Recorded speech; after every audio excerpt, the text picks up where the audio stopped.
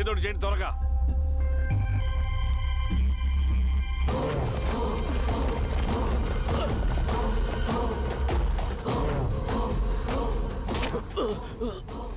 ఏంది హీరో స్వామి ఏమని చెప్పినాడా? లేదు సార్. చాలా సిన్సియర్ అనుకుంటున్నా. అవును సార్. మన సిన్సియారిటీ కూడా చూపియాలి కదా.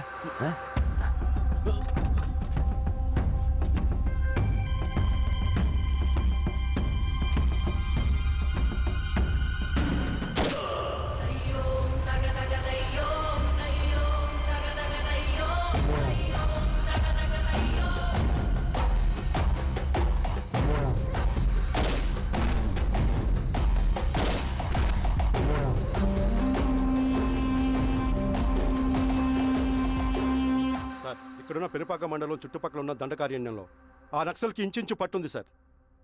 వాళ్ళ కనసైగల్లో ఇదంతా జరుగుతుంది సార్. ఇక్కడ వాళ్ళకి స్ట్రాంగ్ ఇన్ఫార్మర్స్ ఉన్నారు సార్. స్ట్రాంగ్ ఇన్ఫార్మర్సా? అదేందో చూడండి. కేసు ఫైల్ చేయమంటావా? ఏంటి గొడవ సార్? గంజా కేసులో దొరికాడు సార్. నాకేం సంబంధం లేదు సార్. పోలీసులు నన్ను ఇరికిస్తున్నారు సార్. ఏందా గోలా? సార్ మన పోలీస్ చెకింగ్ లో ఆటోలో గంజాయి దొరికిందండి సార్. ఆ ఆటో డ్రైవర్ నాకు సంబంధం లేదు అంటున్నాడు. గంజాయా? నీకు పిలవండి. మీరు బాండి. హీరోస్వామి గారు సార్. కూకో. నీ పేరేంది? రాజప్ప సార్. కూకో. ఎవరు? లంకపురం సార్. కూకో కూకో కూకో.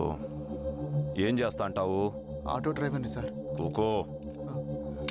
నీ అబ్బాయి ఎన్నిసార్లు చెప్పాలనికా? వయసులో పెద్దోడిని, పోలీసోడిని, నాకు ఒకే విషయం 10 మార్లు చెప్పడం ఇష్టం ఉండదు. అర్థమైందా? కూకో.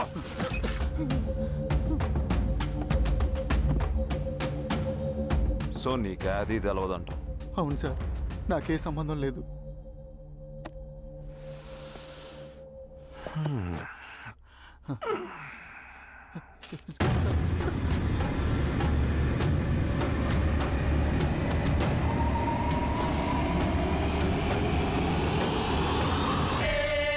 సో నువ్వు లేత గంజాయి తోటలు తిరుగుండవు. ఏరా సామే, ఎన్నిలో నీకు తోలకపోయి ఏం చెయ్యాలనో చెప్పు. Very strong informer.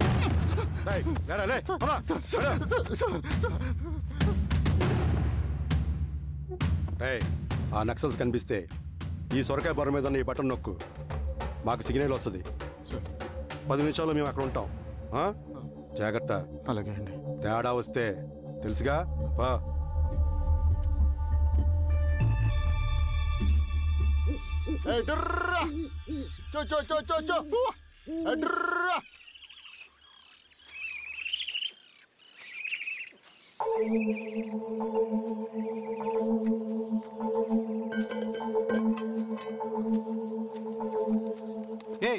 ఎవరా నువ్వు? అన్నా, నా గొర్రెలు తప్పోయన్నా, ఎత్తుకుంటూ ఇక్కడికి వచ్చాను. ఇటువైపు ఏం రాలేదు. పో. లేదన్నా, ఇటువైపే వచ్చాయన్నా. రాలేదని చెప్పానా? పో.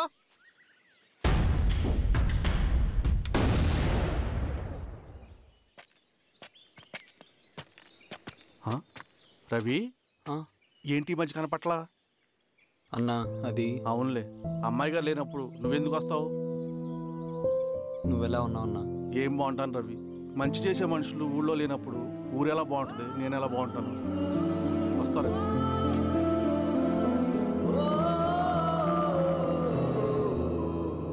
సార్ నగస్టార్ హోటల్లో నక్సల్ ఇన్ఫార్మర్ ఉన్నాడని ఇన్ఫర్మేషన్ వచ్చింది సార్.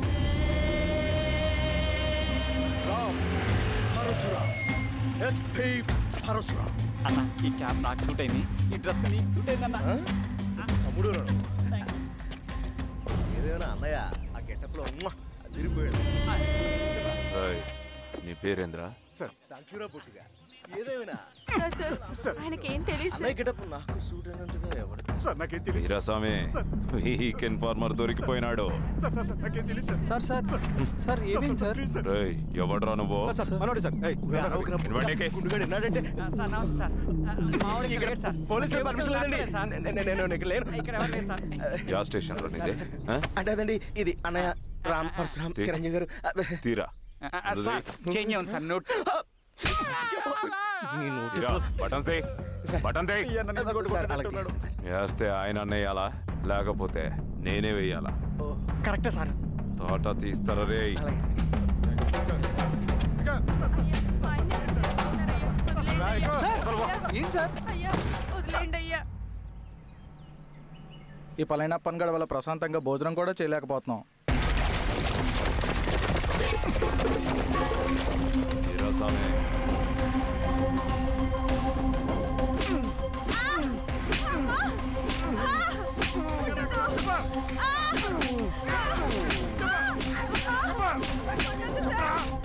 వీరాస్వామి తెలీదయ్యా.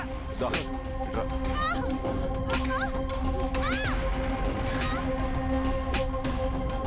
యాదయ్య చెప్పినారా? చెప్పట్లేదు సార్. చెప్పలేదా? ఓ టీ చెప్పు.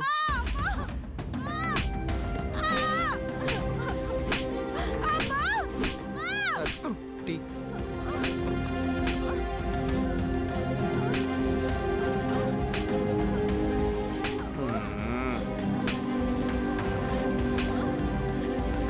రే ఆపరా.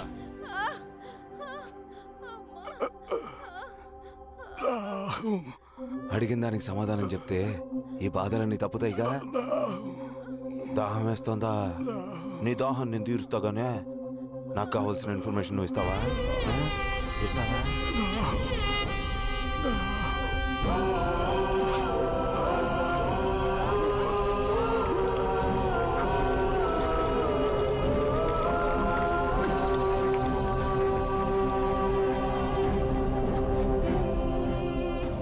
రిక్రూట్మెంట్ పని ఎంతవరకు వచ్చింది? ఆ పని మీద ఉన్నామన్నా.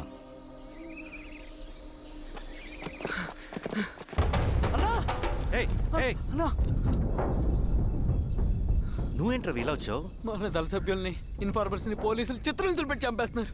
మన జీవితాన్ని పణంగా పెట్టి మన కుటుంబాలను త్యాగం చేసి ఈ అడవిలో ప్రజల కోసం పోరాడుతుంటే ఈ ఎన్కౌంటర్స్ ఏంటన్నా?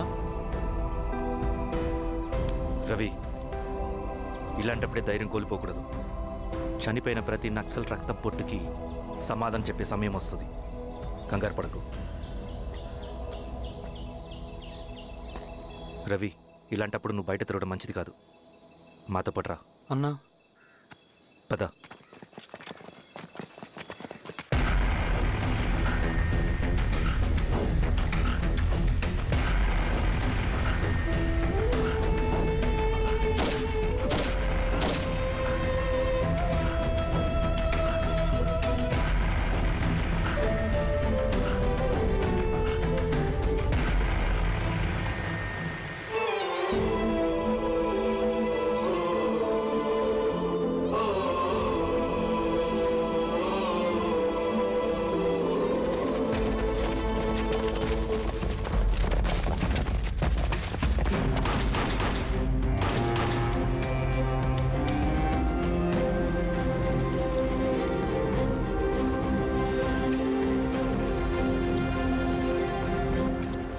వీరాస్వామి ఇంకొన్ని రోజుల్లోనే శ్రీరంగిరిలో నక్సలైట్ అనే లేకుండా చేస్తాను.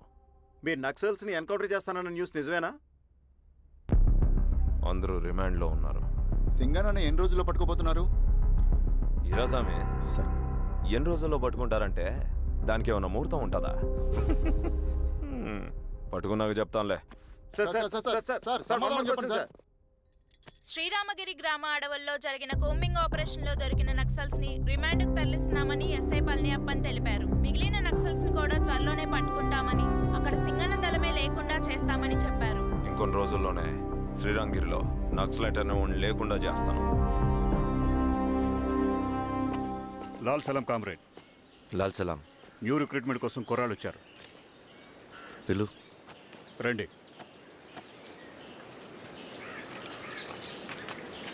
ఏం చదువుకున్నావు? MSc chemistry. MSc physics.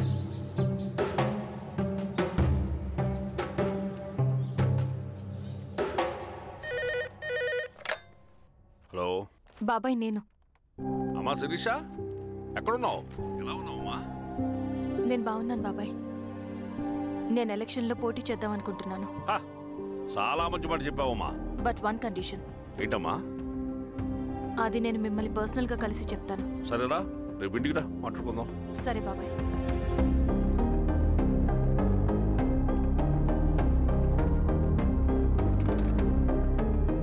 ఏమైంది నీకు? ఇంత జరిగిన తర్వాత కూడా మళ్ళీ ఎలక్షన్స్ అంటున్నావు? తప్పదు స్వప్న. రవి కోసం ఇది చెయ్యాలి. ఈ ఎన్కౌంటర్స్ ఆపకపోతే రవికి ప్రమాదం. నేను ఎలక్షన్స్లో నిలబడతానంటే వాళ్ళు ఎన్కౌంటర్స్ ఖచ్చితంగా ఆపుతారు. అదెలా? నేను తప్ప వాళ్ళకి వేరే ఆప్షన్ లేదు. ఉండుంటే ఇప్పటికే ఎలక్షన్స్ జరుగుండేవి. రేపు బాబాయ్ని కలుస్తాను. స్వామి, రవి దగ్గరికి పోనీ.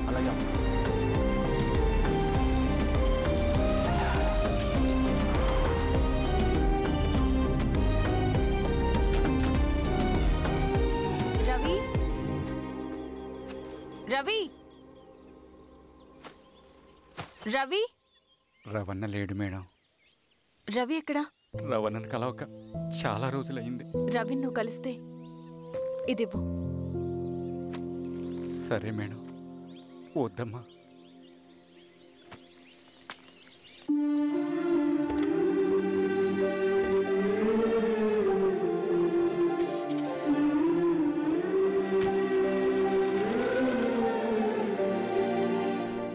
రామా శిరీష, రా.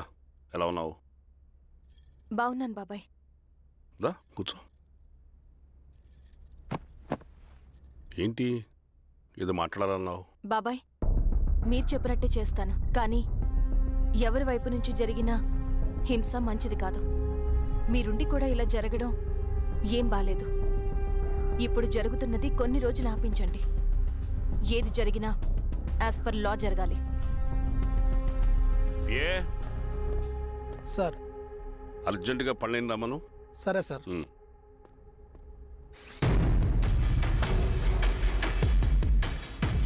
కారంతో కడుపు నింపుకోవాల్సిన పరిస్థితి వచ్చింది. మనం ప్రశాంతంగా నిద్రపోవాలంటే ఈ ఆపరేషన్ సక్సెస్ కావాలి కామ్రేడ్. అలాగే కామ్రేడ్.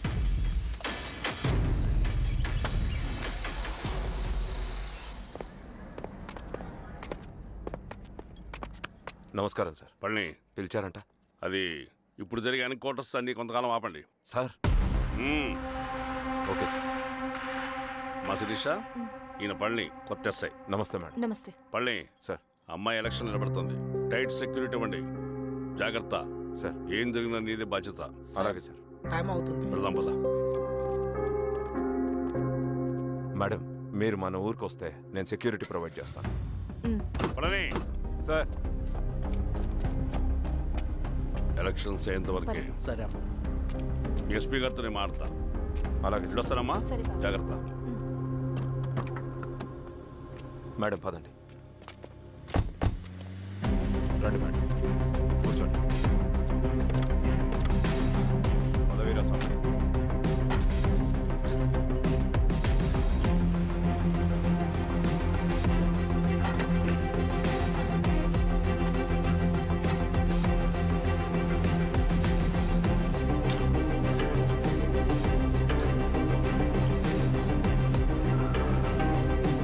ఏమైందిరా?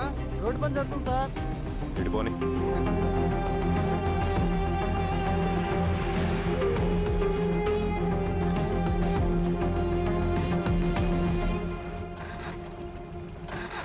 వేరే బండాపు సార్. ఎందుకో? మేడం గారు కారు ఆగినట్టుంది సార్. ఏమైంది స్వామి? ఏమోనమ్మా తెలియట్లేదు. దిగి చూస్తా.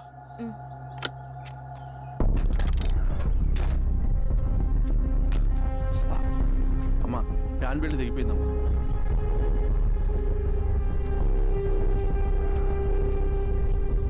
ఏమైనాది? బెల్ట్ దిగిపోయింది సార్. శిరీష గారు, ఇప్పటికే లేట్ అయిపోయినది. మనం జీప్లో పోదాం రండి.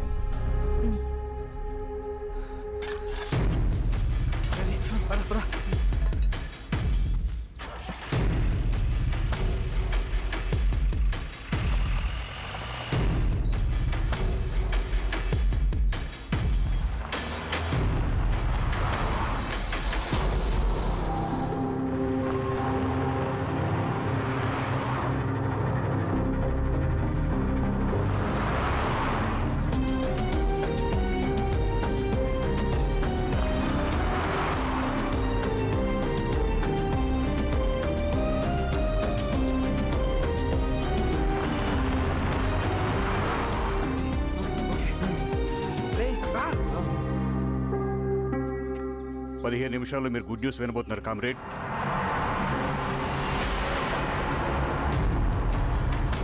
రవి వెళ్ళి చూడు.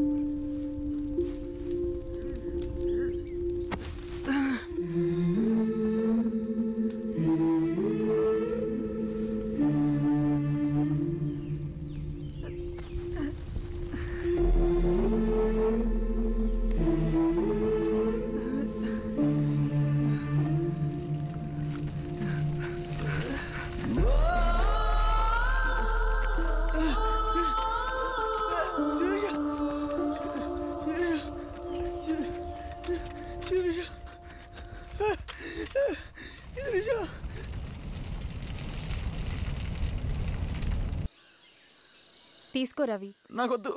తిన్ రవి, ఎన్నాళ్ళు ఇలా ఉంటావు? నాకొద్దు.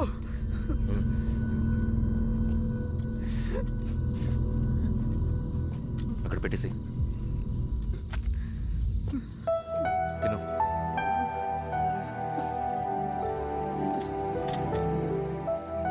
తినకపోతే చస్తావు. నేను చచ్చిపోయినా బాగుండేదన్నా. చేతకానడు పిరుకోడు మాత్రమే ఏడుస్తూ కూర్చుంటాడు. నువ్వు ఏడుస్తూ పిరుకోడని ప్రూవ్ చేయొద్దు. జరిగే యుద్ధాన్ని ఆపేసి అడవి మధ్యలో భౌతికత చెప్పడానికి నేను కృష్ణుడు కాదు, నువ్వు అర్జునుడివి కాదు. మన విప్లవకారులం రవి. మనకి డ్యూటీస్ తప్ప ఎమోషన్స్ ఉండకూడదు. ఈ చేతులు అయ్యా నాకు అన్యాయం జరిగింది అని చెప్పి ఏడ్చే వాళ్ళ కన్నీళ్ళు తుడడానికి, మనకి మనం ఓదార్చుకోవడం కోసం కాదు. ఎన్నిసార్లు గాయపడినా సైనికుడు వెళ్లాల్సింది యుద్ధానికి. సిద్ధంగా ఉండు.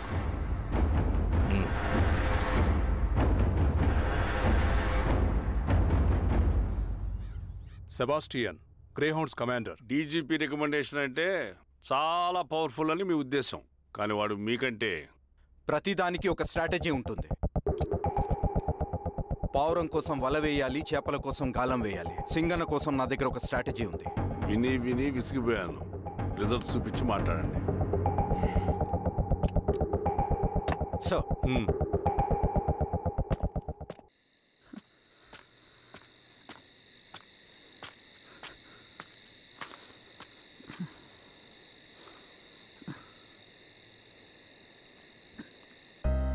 ఏమైపోయావన్నా ఇన్ని రోజులు?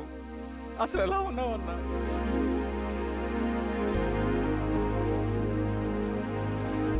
కాఫీ ఇస్తావా? తెస్తాను.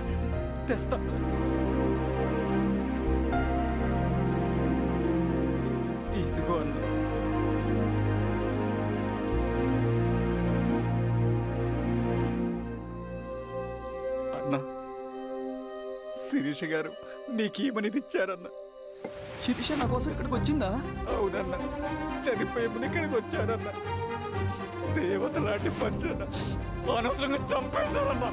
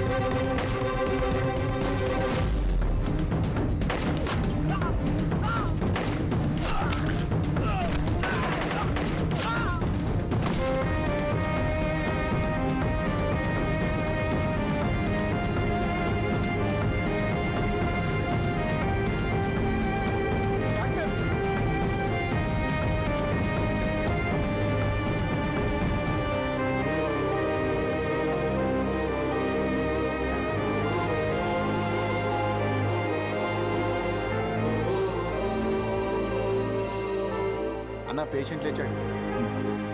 అన్నా అన్నా ఎక్కడికన్నా? నా పనుంది, ఆగురా. అన్నా రే ఆగు. అన్నా అన్నా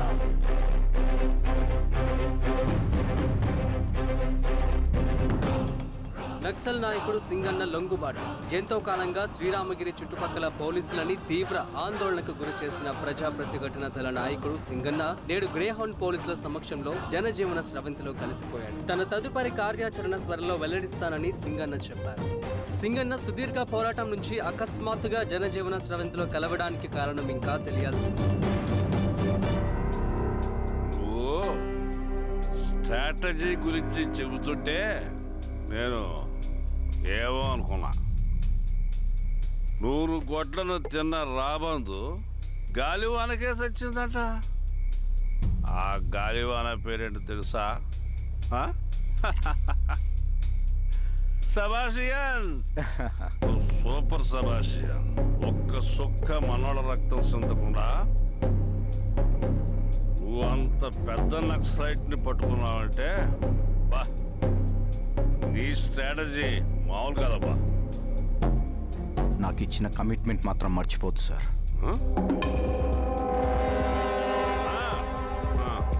చేసాబో, తీసుకో. పోయేస్తా. సూరబ్బా.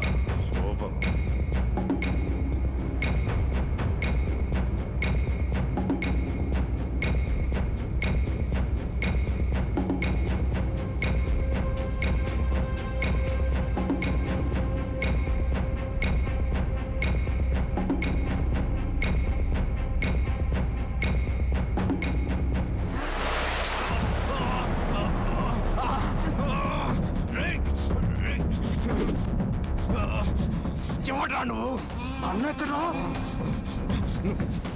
నువ్వు సింగన్న మనిషివా? అడిగిన దానికి మాత్రం సమాధానం చెప్పు. సింగన్న కోసం చేస్తావా? భవిష్యత్తు గురించి ఇప్పుడే మాట్లాడా?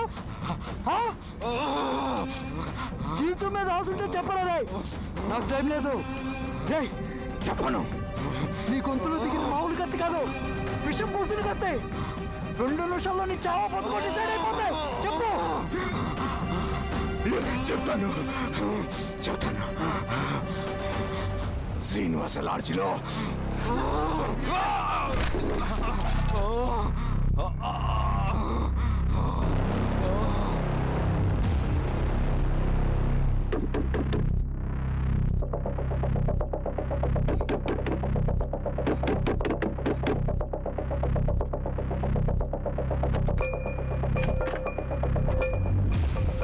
రవి నువ్వేంటి ఇక్కడ? సర్లే లోపల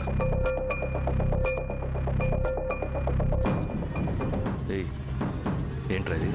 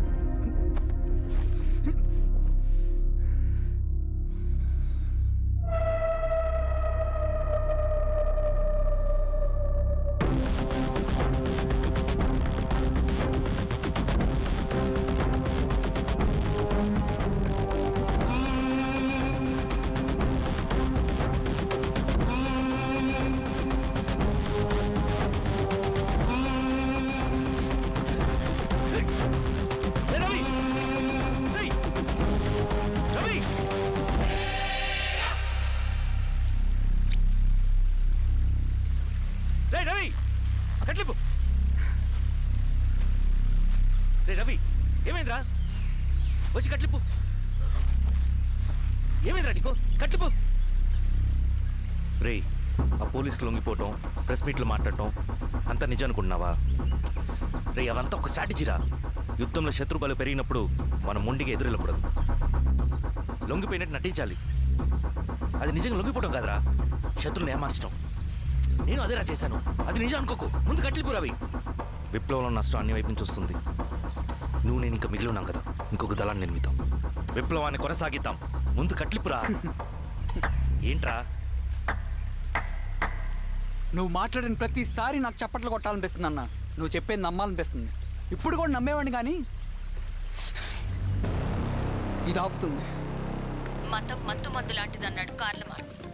కానీ అంతకన్నా పెద్ద మత్తు మందు కమ్యూనిజం. ఆ కమ్యూనిజం మత్తులో నుండి నిన్ను బయటకు తీసుకురావడానికి బలమైన సాక్ష్యం కావాలని నాకు అర్థమైంది. ఎలక్షన్ నుంచి విత్డ్రా అయ్యాక నేను నా ఫ్రెండ్ స్వప్న వాళ్ళ ఇంటికి వెళ్ళాను. రే అర్జెంట్గా 25 లక్షలు కావాలరా. Thank you.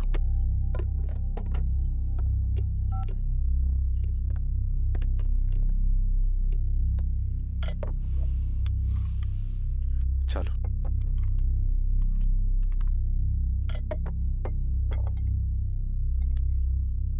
చాలు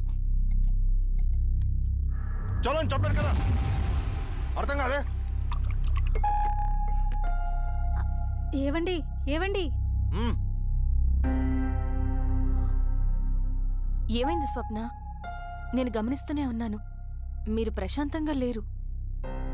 శిరీష, ఆయన బిజినెస్ చాలా ఇబ్బందిగా మారింది. బయట అప్పు తెచ్చి మరీ ఇన్వెస్ట్ చేశారు. వర్క్స్ అన్ని సగంలో ఆగిపోయాయి. కాంట్రాక్టర్స్కి బాగానే మిగులుతాయి కదా. ఆయన ఏదీ క్లియర్గా చెప్పరు. నేను మాట్లాడినా డబ్బులైతే నేను హెల్ప్ చేస్తాను.